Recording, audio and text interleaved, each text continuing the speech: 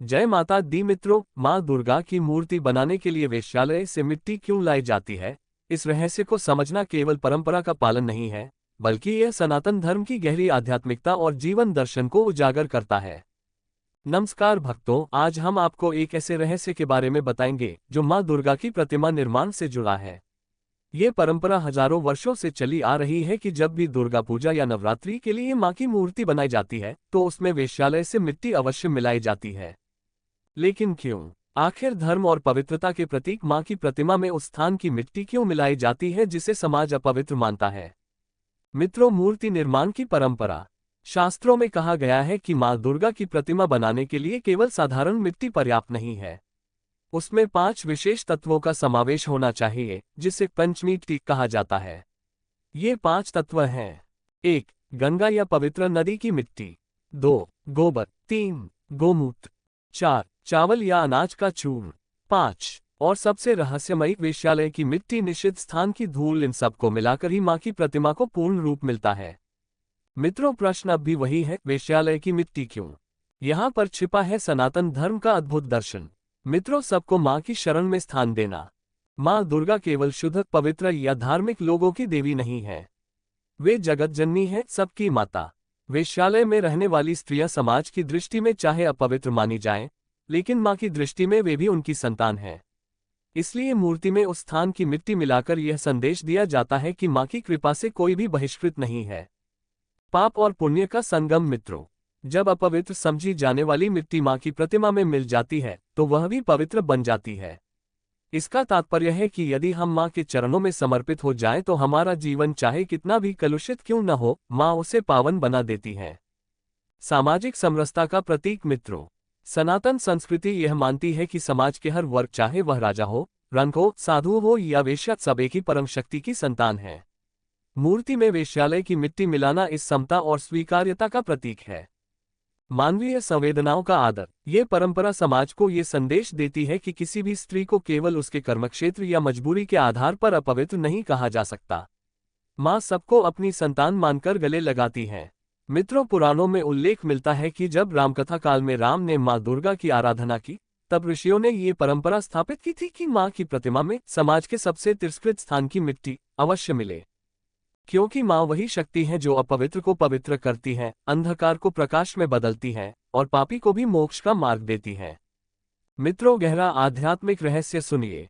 जब हम मां की मूर्ति में वेश्यालय की मिट्टी डालते हैं तो ये हमें सिखाता है कि हमारे जीवन में चाहे कितने भी दोष हों, यदि हम सच्चे भाव से भक्ति करें तो हम भी मां की कृपा से शुद्ध हो सकते हैं। ये परंपरा हर भक्त को यह एहसास कराती है कि कोई भी इंसान इतना पतित नहीं है कि देवी मां उसे स्वीकार न करे। आज समाज में भी ये परंपरा हमें यही शिक्षा देती है कि किसी भी स्त्री या पुरुष को उनके हालात के कारण नीचा नहीं समझना चाहिए। हर किसी में मां की संतान का अंश है। मूर्ति निर्माण की यह परंपरा केवल धर्म नहीं बल्कि मानवता का पाठ भी सिखाती है। भाइयों और बहनों, मां दुर्गा की प्रतिमा में वेश्यालय की मिट्टी का उपयोग केवल परंपरा नहीं है, बल्कि यह गहन आध्यात्मिक संदेश है। ये हमें सिखाता है कि मां सबकी है, पवित्र भी, अपवित्र भी। उनके आंचल में हर कोई समान है। तो अगली बार जब आप मां की प्रतिमा देखें तो ये याद रखें कि उस प्रतिमा में समाज के हर हिस्से की मिट्टी मिली है। मां का आशीर्वाद हर किसी के लिए है। प्राचीन रहस्य। वेश्यालय की मिट्टी क्यों? पुराणों और लोककथाओं में कहा गया है कि देवी मां कभी किसी को बहिष्कृत नहीं करती। वेश्यालय की मिट्टी को शामिल करना इस बात का प्रतीक है कि चाहे कोई कितना भी पतित क्यों न हो, वह भी मां की शरण में पवित्र बन सकता है। मूर्ति में वेश्यालय की मिट्टी डालना एक संदेश है कि मां की पूजा में समाज के सबसे तिरस्कृत वर्ग की भी भागीदारी है। सनातन धर्म का एक गूढ़ सिद्धांत है कि सृष्टि तब तक संतुलित नहीं रह सकती जब तक धर्म और अधर्म दोनों का अस्तित्व न हो। मूर्ति निर्माण में गंगा की मिट्टी पवित्रता का प्रतीक और वेश्यालय की मिट्टी अधर्म का प्रतीक दोनों का मिलना ये दर्शाता है कि मां वही शक्ति है जो अधर्म को निगल कर धर्म की रक्षा करती है। तंत्रशास्त्र में वेश्यालय की मिट्टी को निषिद्ध शक्तियों का प्रतीक माना गया है। जब इस मिट्टी को मूर्ति में मिलाया जाता है तो माना जाता है कि मां दुर्गा समाज की निषिद्ध शक्तियों को अपने नियंत्रण में ले लेती है। सभी प्रकार की नकारात्मक ऊर्जा मां की प्रतिमा में आकर दैवीय शक्ति में बदल जाती है। कलिका पुराण और तंत्र शास्त्रों में उल्लेख मिलता है कि प्रतिमा निर्माण में निषिद्ध क्षेत्र की धूल का प्रयोग अनिवार्य है। रामायण काल से ही जब भगवान राम ने अकाल बोधन शारदीय दुर्गा पूजा की, तब ऋषियों ने ये परंपरा स्थापित की थी। ये परंपरा विशेष रूप से बंगाल में कुमारटुली के मूर्तिकार आज भी निभाते हैं। उनके लिए कोई भेद नहीं, सभी उनकी संतान हैं। मित्रों, अब भोलेनाथ स्वयं बताते हैं। भोलेनाथ माता पार्वती से कहते हैं, हे पार्वती, हे भक्तगण, तुमने मुझसे पूछा है कि माँ दुर्गा की मूर्ति बनाने के समय वेश्यालय की मिट्टी क्यों ली जाती है। ये रहस्य प्राचीन है, गहन है और मानवता को सत्य का संदेश देता है। सुनो, बहुत समय पहले की बात है, जब प्रथम बार देवी दुर्गा की प्रतिमा बनाई गई तो ऋषि मुनि एक बड़ी दुविधा में पड़े।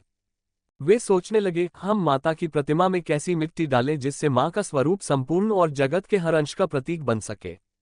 तभी आकाश से दिव्य ध्वनि हुई, माँ सबकी है, पवित्र की भी और अपवित्र की भी। मूर्ति तभी पूर्ण होगी जब उसमें संसार के हर वर्ग की मिट्टी मिलेगी। ऋषियों ने गंगा की पवित्र मिट्टी ली, गोबर और गोमूत्र से पावनता जोड़ी, अन्न से समृद्धि का प्रतीक डाला। पर अब प्रश्न था, अपवित्रता का प्रतीक कौन होगा। ऋषि विचार करने लगे और अंततः वे समाज के उस स्थान पर पहुंचे जिसे लोग तिरस्कृत मानते थे, यानी वेश्यालय। वहां की स्त्रियां समाज से बहिष्कृत थीं, अपमान और तिरस्कार झेलती थीं। लेकिन मां की दृष्टि में वे भी उसी की संतान थीं।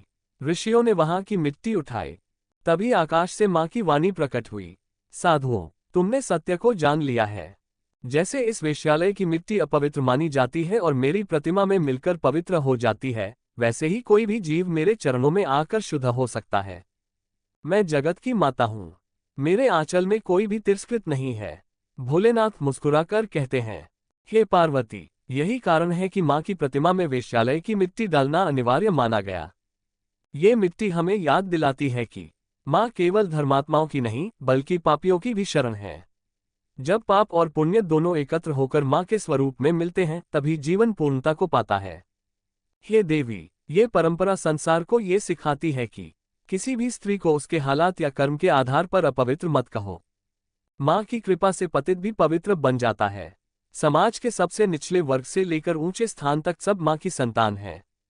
इसलिए जब भी दुर्गा पूजा होती है, मूर्तिकार आज भी वेश्यालय की मिट्टी लेकर मां की प्रतिमा बनाते हैं, क्योंकि मां का स्वरूप तभी पूर्ण होता है जब उसमें सबका अंश हो। भोलेनाथ अंत में कहते हैं, हे भक्तों, इस रहस्य को हृदय में धारण करो। याद रखो, मां दुर्गा वही शक्ति है जो अपवित्र को पवित्र बना देती है। उनके आंचल में कोई भी बहिष्कृत नहीं है। जो भी उनकी शरण में आता है वह मोक्ष और पवित्रता को प्राप्त करता है। जय मां दुर्गा। हर हर महादेव। मित्रों, वीडियो को लाइक और चैनल को सब्सक्राइब अवश्य करें। जय माता दी।